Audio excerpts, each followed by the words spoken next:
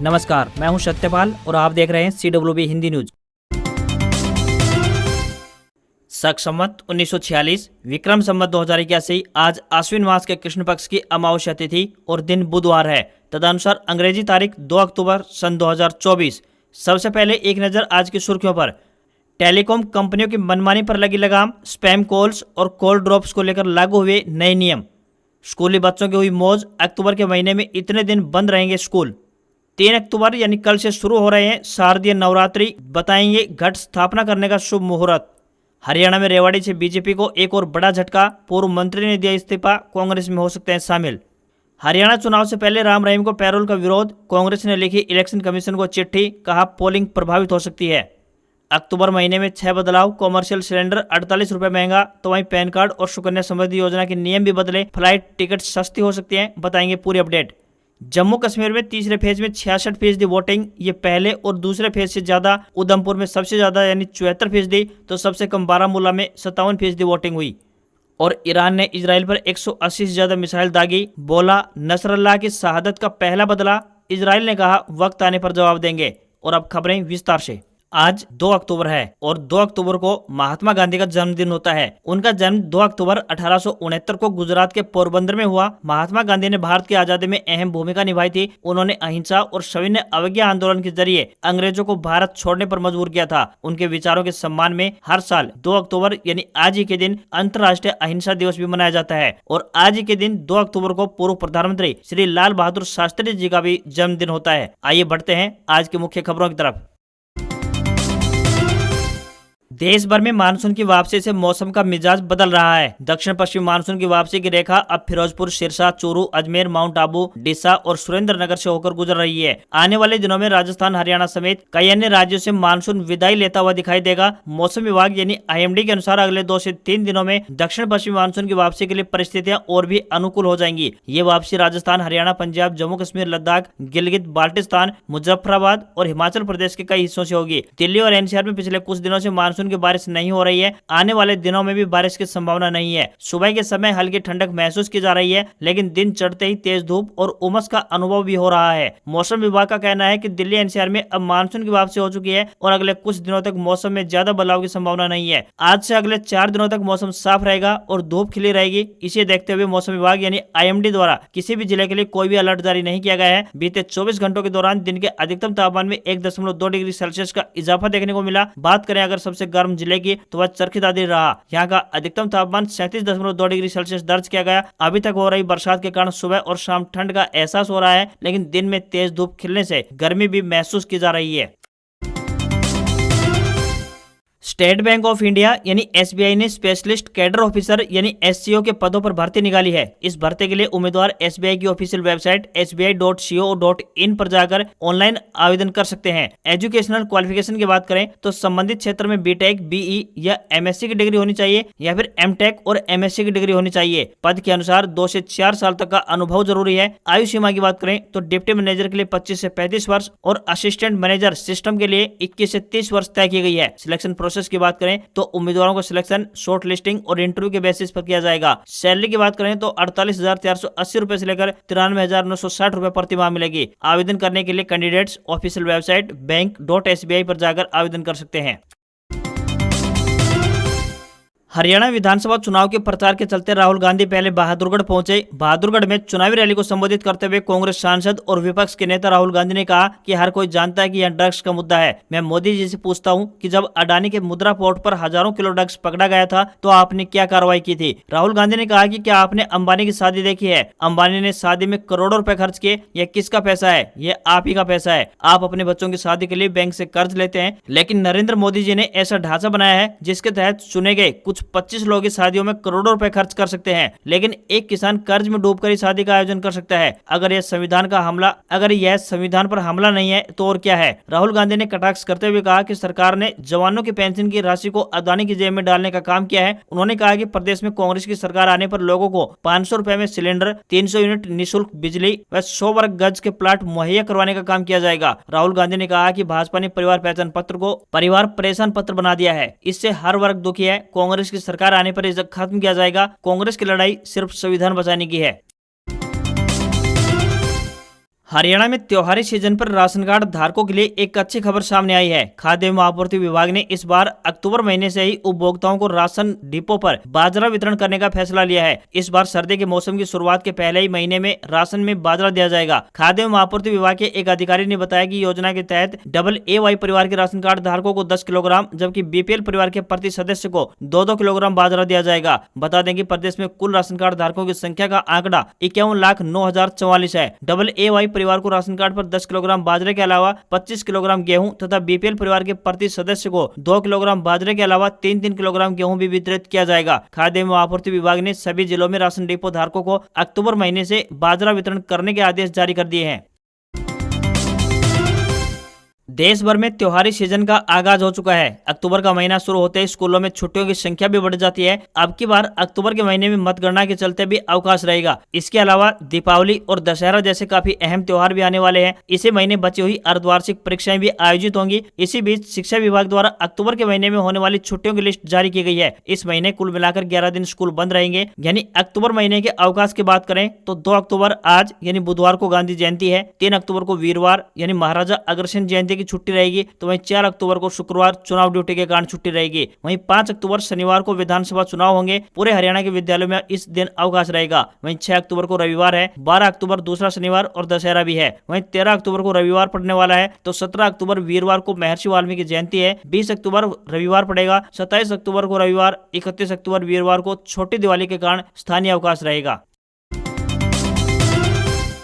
हिमाचल प्रदेश के हमीरपुर से भाजपा सांसद एवं पूर्व केंद्रीय मंत्री अनुराग ठाकुर ने करनाल में कांग्रेस पर निशाना साधा। पूर्व CM भूपेंद्र सिंह हुड्डा पर तंज कसते हुए उन्होंने कहा कि बापू बेटे को सेट करने के लिए हरियाणा को अपसेट कर रहा है, दलितों को अपमानित किया जा रहा है। हालात अभी से ऐसे हैं कि सरकार आए बिना ही कांग्रेस के नेता और प्रत्याशी नौकरियों की सेल लगाने में लगे हैं और कोटे भी निर्धारित कर लिए गए हैं। इसके लिए कांग्रेस अध्यक्ष मल्लिकार्जुन खड़गे और राहुल गांधी को जवाब देना होगा। पत्रकारों से बातचीत करते हुए कहा कि मेरा सवाल हुड्डा से है, वे पर्ची खर्ची वाली सरकार बनाने की फिर सोचते हैं। ये क्या आधार है कि 50 वोट के आधार पर एक नौकरी? कांग्रेस के प्रत्याशी कहते हैं कि नौकरी का कोटा मिल गया है। किसने दिया कोटा? किस आधार पर दिया गया? साथ ही खर्ची पर्ची करके जनता की जेब से पैसा निकालना चाहते हैं, युवाओं को नौकरी बेचना चाहते हैं। कुमारी शैलजा की नाराजगी पर उन्होंने कहा कि कांग्रेस की हालत तो ऐसी हो गई है कि राहुल गांधी को मजबूरी में हाथ मिलवाने पड़ रहे हैं। जनता सब देख रही है। अनुराग ठाकुर ने कहा कि असंध के कांग्रेस प्रत्याशी कहते हैं कि पहले अपना घर भरेंगे फिर रिश्तेदारों का भरेंगे। इनकी सरकार जो 10 साल तक चली, तो क्या ये फिर से वही हालात दोबारा वापस लाने की बात कर रहे हैं? हुड्डा ने भ्रष्टाचार और उत्पीड़न में प्रदेश को नंबर 1 बनाया, क्योंकि तब एक ही जिले तक विकास सिमटा रहता था।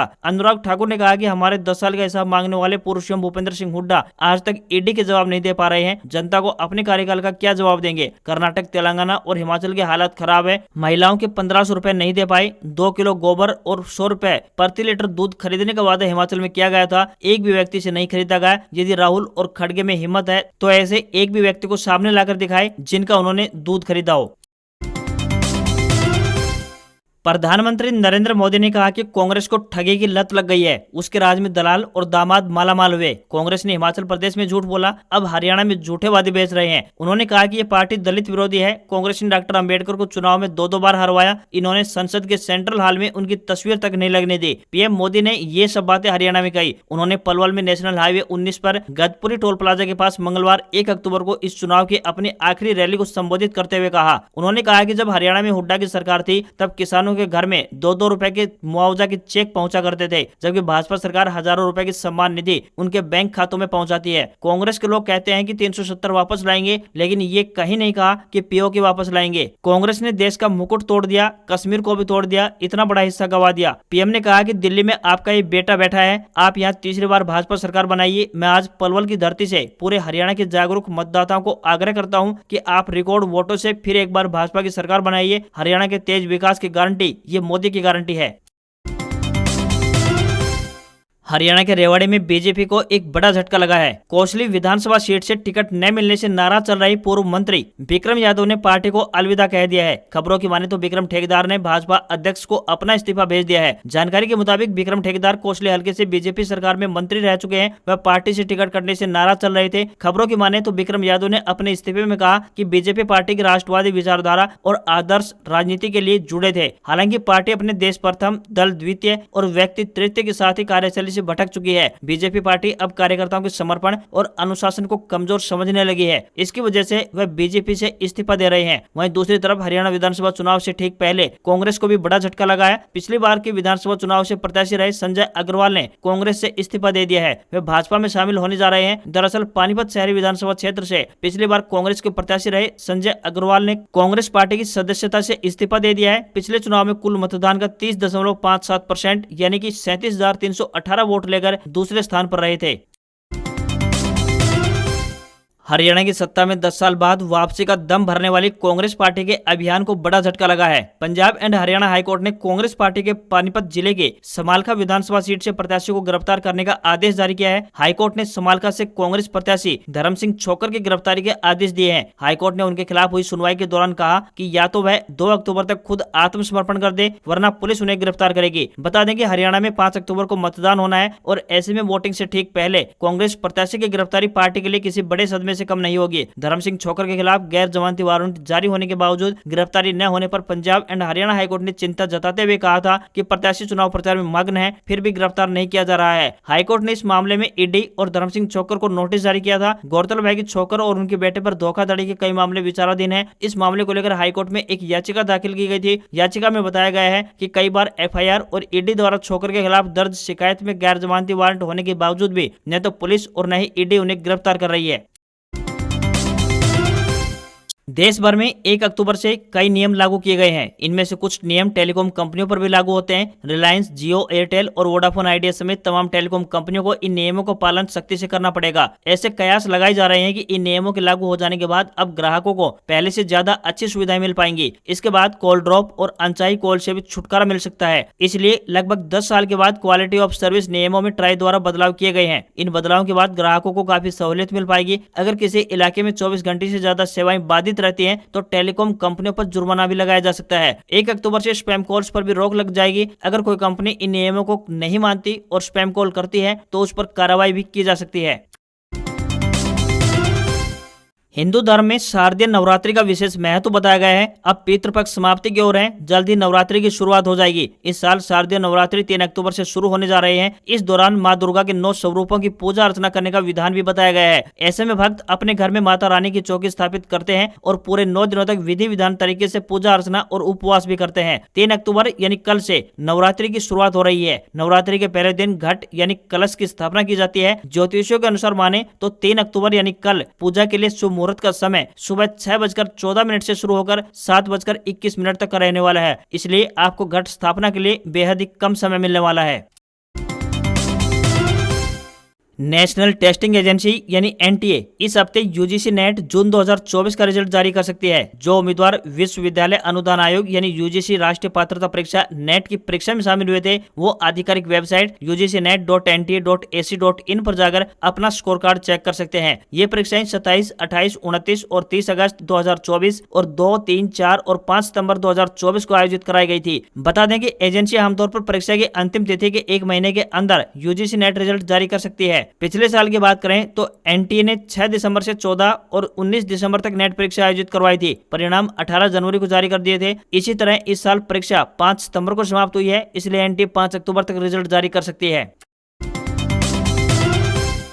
1 अक्टूबर 2024 यानी बीते दिन से 19 किलो वाला कॉमर्शियल गैस सिलेंडर 48 रुपए महंगा हो चुका है। दिल्ली में अब ये 1740 रुपए का मिलेगा। वहीं पीपीएफ और सुकन्या अकाउंट से जुड़े नियमों में भी बदलाव हुआ है। पैन कार्ड बनवाने से जुड़े नियम भी बदले गए हैं। इसके अलावा एविएशन फ्यूल के दाम घटने से हवाई सफर सस्ता हो सकता है। ऑयल मार्केटिंग कंपनियों ने एविएशन टर्बाइन फ्यूल यानी एटीएफ की कीमतों को 6099 रुपए प्रति किलो लीटर यानी 1000 लीटर तक घटा दिया है। पीपीएफ अकाउंट से जुड़े नियमों में बदलाव हो गया है। नए नियमों के अनुसार यदि कोई पीपीएफ खाता नाबालिग के नाम पर है तो 18 साल का होने तक पोस्ट ऑफिस सेविंग अकाउंट की ब्याज दर लागू होगी। खाता धारक के 18 साल का होने के बाद ही खाते पर पीपीएफ की मौजूदा ब्याज दर लागू होगी। खाते के मैच्योरिटी पीरियड का कैलकुलेशन उसी तारीख से किया जाएगा। वहीं अगर किसी के पास एक से ज्यादा पीपीएफ खाते हैं तो एक बेसिक मेन खाते पर ब्याज दर का पेमेंट होगा। वहीं केंद्र सरकार द्वारा खासतौर पर बेटियों के लिए संचालित सुकन्या समृद्धि योजना से जुड़ा एक बड़ा बदलाव किया गया है। इसके तहत अब से बेटियों की सिर्फ कानूनी अभिभावक ही उनके नाम पर यह अकाउंट खोल सकेंगे और चला सकेंगे। अब से इनकम टैक्स भरने या फिर पैन कार्ड बनवाने के लिए आधार नंबर की जगह आधार नामांकन आईडी का उपयोग नहीं किया जा सकेगा। इसके साथ ही इससे किसी व्यक्ति से एक से ज्यादा पैन कार्ड बनाने पर भी लगाम लगेगी। एनएससी और बीएससी ने कैश और फ्यूचर एंड ऑप्शंस ट्रेड के लिए लगने वाली ट्रांजैक्शन फीस में बदलाव कर दिया है। एनएससी में कैश मार्केट के लिए अब ट्रांजैक्शन फीस ₹2.97 प्रति लाख ट्रेडेड वैल्यू होगी, तो वहीं इक्विटी फ्यूचर्स में ट्रांजैक्शन फीस ₹1.73 प्रति लाख ट्रेडेड वैल्यू होगी। जबकि ऑप्शंस में बात करें तो ₹35.03 प्रति लाख प्रीमियम वैल्यू होगी। वहीं पेट्रोल डीजल की कीमतों में 1 अक्टूबर यानी बीते दिन से कोई बदलाव नहीं हुआ। फिलहाल दिल्ली में पेट्रोल ₹94.72 प्रति लीटर, तो वहीं डीजल ₹87.62 प्रति लीटर के हिसाब से बिक रहा है। अमेरिका की चेतावनी के बाद भी ईरान ने पूरे इजराइल पर मंगलवार देर रात 10 बजे 180 से ज्यादा बैलिस्टिक मिसाइलें दागी। हालांकि इसमें अब तक बड़े नुकसान की खबर नहीं है। तेल अवीव में 2 नागरिक घायल बताए गए हैं। ये हमले पूरे इजराइल पर 30 मिनट तक जारी किए गए। इस दौरान नागरिकों को शेल्टर में जाने को कहा गया। हमले के बाद ईरान ने कहा है कि नसरल्लाह की शहादत का यह पहला बदला है। यह तो अभी शुरुआत है। दरअसल 27 सितंबर को इजराइल ने बेरूत में हिजबुल्लाह के हेडक्वार्टर पर हमला किया था। इसमें हिजबुल्लाह का चीफ हसन नसरल्लाह मारा गया था। इजरायली सेना के प्रवक्ता डेनियल हागारी ने कहा कि इस हमले का नतीजा भुगतना होगा। हमारे पास प्लान है और हम अपनी मर्जी के मुताबिक समय और स्थान तय करके कार्रवाई करेंगे। उधर अमेरिकी राष्ट्रपति जो बाइडेन ने अमेरिकी सेना को इजराइल की मदद करने को कहा। अमेरिका ने शाम 7 बजे ईरान के हमले का दावा किया था। अमेरिका ने ईरान से कहा था कि अगर हमला किया तो गंभीर नतीजे भुगतने होंगे। व्हाइट हाउस के एक अधिकारी ने बताया कि अमेरिकी राष्ट्रपति जो बाइडेन ने उपराष्ट्रपति कमला हैरिस और नेशनल सिक्योरिटी टीम के साथ बैठक की। इस बैठक में ईरान के इजराइल पर हमले की चर्चा की गई।